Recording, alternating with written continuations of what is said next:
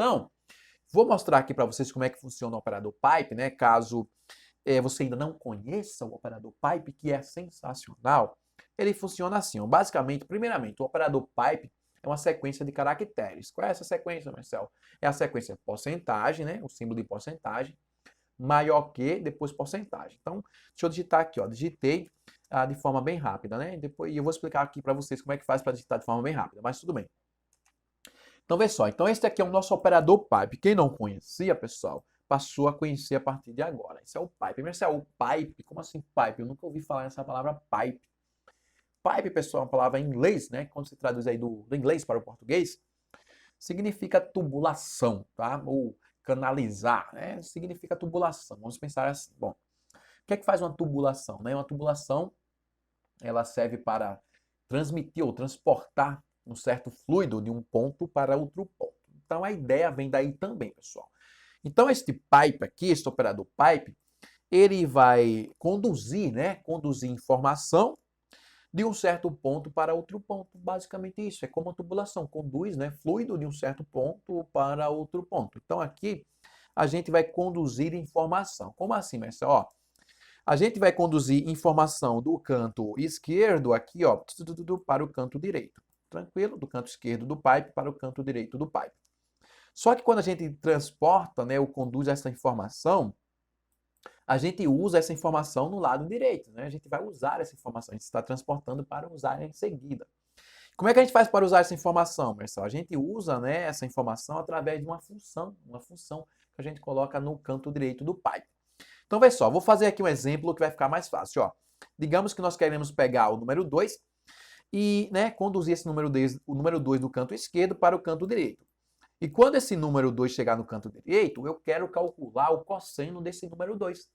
Então, para a gente calcular o cosseno do número 2, a gente usa, né, a função cos. Então, a gente usa a função cos para calcular o cosseno. Ó. Coloquei aqui a função cos. E aí vai funcionar assim. Olha só que interessante. Ó. O 2 vai sair do canto esquerdo, vai vir aqui para o canto direito e vai entrar como primeiro argumento da minha função cos. Então, a função cos vai calcular o cosseno. Ó, bem simples, né, Marcelo? É bem simples. Ó. Então, executa aí. Ó. Vou executar. E ao executar, vocês conseguem ver que foi calculado o cosseno do número 2. Marcelo, tá certo mesmo isso? Tá? Então faça aí do modo tradicional para a gente ver. Ó. Então vou colocar aqui do modo tradicional. Vou colocar do cos, em seguida digito o número 2. E aí, ó, executo, tá aí o cosseno do número 2. É o mesmo valor que eu determinei aqui utilizando o operador pipe. Mas, pessoal, uma vez que ficou bem entendido isso aqui, ó, vou limpar aqui o terminal, tá? Então, vê só. Uma vez que ficou bem entendido isso aqui, agora a gente sabe que a gente pode utilizar, né, o operador pipe a nosso favor.